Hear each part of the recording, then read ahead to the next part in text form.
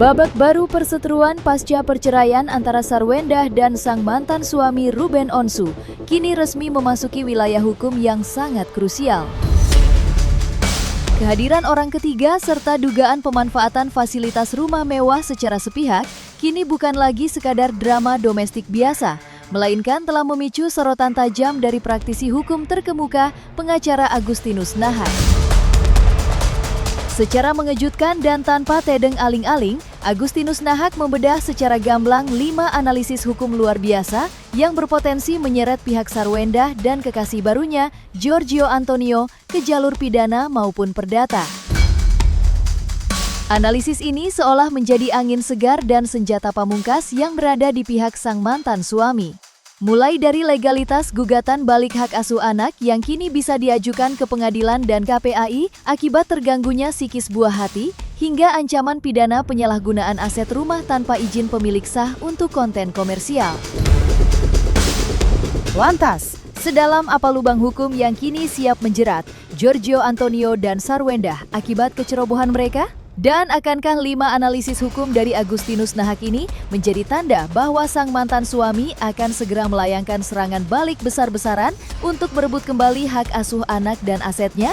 Kita bongkar analisis hukum selengkapnya. Kisruh pasca perceraian yang melibatkan masa depan anak-anak Ruben dan Sarwendah akhirnya memicu reaksi tegas dari praktisi hukum ternama, pengacara Agustinus Nahak. Secara gamblang, Agustinus menyebut bahwa Ruben kini mengantongi legalitas yang sangat kuat untuk mengambil tindakan radikal demi menyelamatkan darah dagingnya. Tak main-main, Ruben Onsu dinilai memiliki hak hukum penuh untuk menggugat balik hak asuh anak ke pengadilan, sekaligus melayangkan laporan resmi ke Komisi Perlindungan Anak Indonesia. Lantas, akankah analisis hukum dari Agustinus Nahak ini menjadi pemantik bagi Ruben Onsu untuk segera menyeret pihak Sarwendah ke jalur hukum demi merebut kembali hak asuh anak-anaknya? Dan sekutapa benteng pertahanan yang harus disiapkan Sarwendah menghadapi potensi gugatan ini?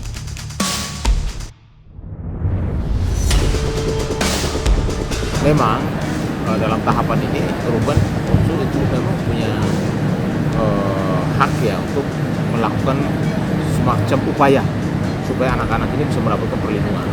Yang pertama mungkin Ruben harus juga melapor ya kepada KPAI, Komisi Perlindungan Anak Indonesia, atau mungkin juga menggugat secara keberatan terkait dengan hak asuh yang dulunya jatuh kepada seorang Sarwendah. Bisa saja hak asuh anak ini dicabut oleh di bawah kuasa Sarwendah dikembalikan kepada seorang Ruben. Kenapa? Karena yang pertama juga saya lihat bahwa statement Sarwendah di media sosial terkait dengan kata-kata yang tidak pantas, tidak layak, bahkan ada kata binatang, kata-kata menyerang karakter seseorang, itu bukan seorang ibu yang baik. Itu juga untuk menjadi dasar gugatan.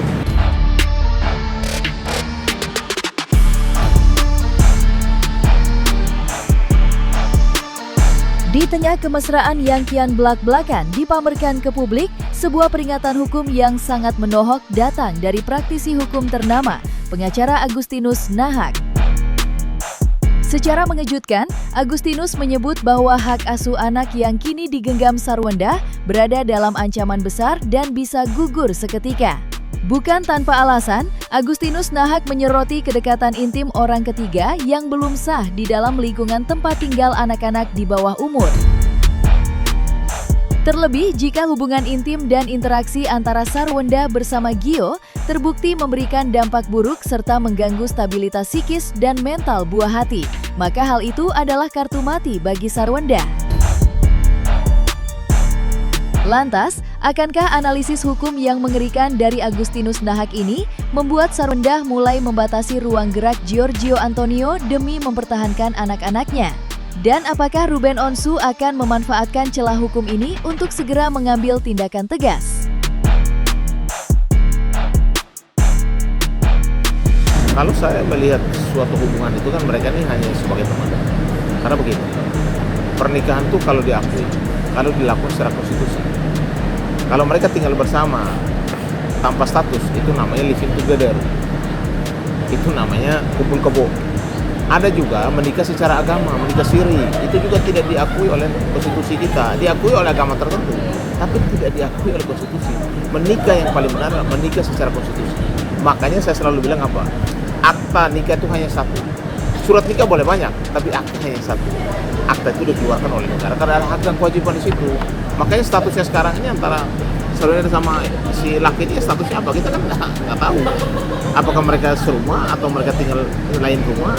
Tapi apakah anak-anak itu sudah diajak untuk bermain bersama dan lain sebagainya? Apakah tidak terganggu psikis anak? Dan kekhawatiran Ruben Onsu saya rasa sebagai seorang bapak wajar, kekhawatiran itu pasti ada saja.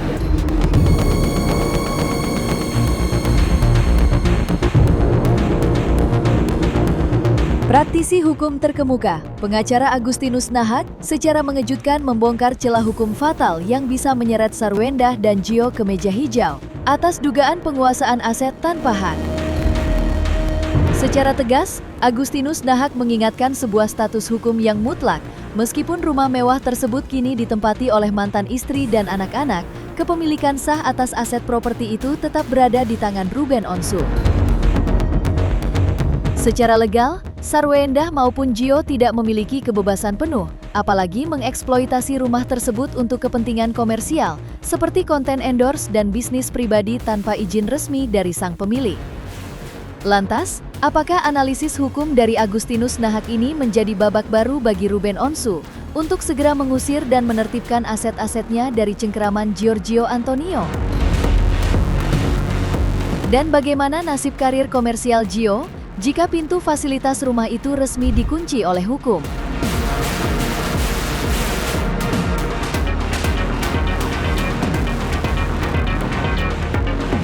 Rumah ini saya juga belum tahu apakah rumah tersebut diberikan kepada anaknya atau memang hasil pembagian kepada Sarwendah. Tapi apapun itu, ketika ada orang asing masuk ke dalam rumah itu harusnya ada pemberitahuan dan persetujuan kepada si Ruben. Kenapa? Ada anak-anaknya di situ. Takutnya live yang mereka lakukan itu secara sporadis dan itu bisa mengganggu ya jam belajarnya anak, jam bermainnya ada, bahkan psikis anak bisa terganggu dengan keberadaan orang yang menurut saya itu kan belum sah ya, artinya masih dalam tahapan sebagai teman gitu, teman dekat atau orang asing. Nah, si Gio sih mau melapor siapa? Itu kan menggunakan fasilitas milik orang lain.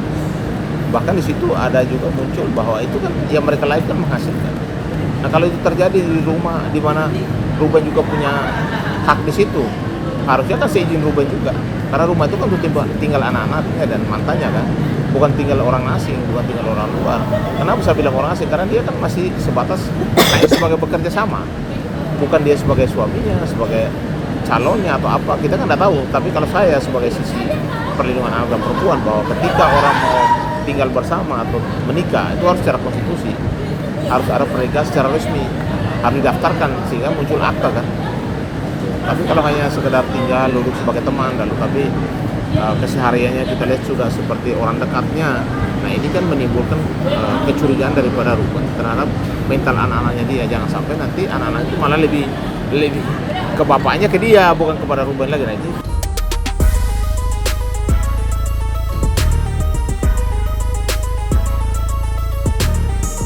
200 juta rupiah per bulan, sebuah angka fantastis yang secara konsisten digelontorkan oleh Ruben Onsu demi menjamin masa depan dan kesejahteraan darah dagingnya pasca perceraian. Secara belak-belakan, Agustinus menilai pemenuhan nafkah 200 juta ini membuat posisi hukum Ruben Onsu sangat bersih dan kuat sebagai seorang ayah. Namun secara legal, angka nominal yang besar itu memberikan hak mutlak bagi Ruben jika ia ingin melayangkan audit total terhadap aliran dana tersebut. Lantas, akankah analisis dari Agustinus Nahak ini menjadi lampu hijau bagi Ruben Onsu untuk segera mengaudit seluruh rekening nafkah yang ia kirimkan ke pihak Sarwendah? Dan bagaimanakah hukum akan bertindak jika ditemukan adanya aliran dana anak yang melenceng dari jalurnya? Ternyata sini mulai terkuak. Ternyata Ruben itu bertanggung jawab sekali kepada anak-anaknya. Dia memberikan istilahnya itu biaya hidup anak-anaknya itu per bulan itu sampai ratusan juta. Lalu pertanggungjawabannya seperti apa? Karena kan uang itu bukan untuk mantan istri, bukan untuk anak-anaknya. Pertanyaan saya, apa dua anak ini harus menghabiskan 200 juta per bulan? Makanya kepada Pak Ruben, supaya ini transparan, minta dilakukan audit internal kepada keuangan yang kamu kirimkan bulanan kepada anak-anaknya. Digunakan untuk apa saja gitu. Jangan sampai ada pengelembungan, jangan sampai ada dugaan jangan sampai ada dugaan penipuan atau penggelapan uang tersebut. Nah ini harus dilakukan kalau memang terjadi, timbul di audit. Kalau terjadi itu ya bikin laporan polisi. Nah, itu penipuan atau penggelapan terhadap uang dari bapaknya kepada anak.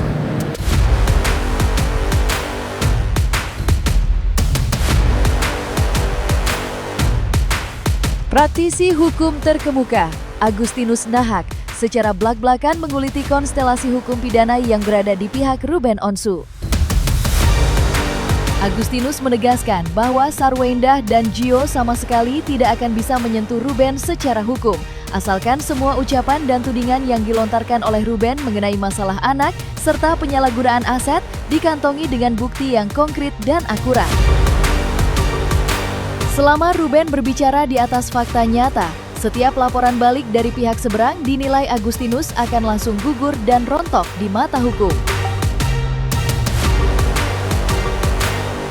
Kalau apa dia ngomong itu benar, apa yang mau diserang? Jadi kalau itu kena ketika contoh saya pakai baju putih, tapi kamu bilang saya pakai baju hitam. Nah itu baru dilaporkan. Kalau dia ngomong kalau benar, apa yang mau dilaporkan? Kan tidak bisa. Hukum itu harus equal, harus adil. Kalau saya ngomong sesuatu yang benar, itu bisa dipidanakan. Apa yang mau dipidanakan? Pertanyaannya justru Ruben bisa melaporkan yang bersangkutan masuk ke rumah dia, apakah sudah seizin daripada dia, apakah hasil mereka konten tiap hari ada keuntungan yang mereka dapat. Yang kita pilih pasti kita pengen ekspresi mengedepankan estetika kan dokter sampaikan. jelas tadi mendengarkan.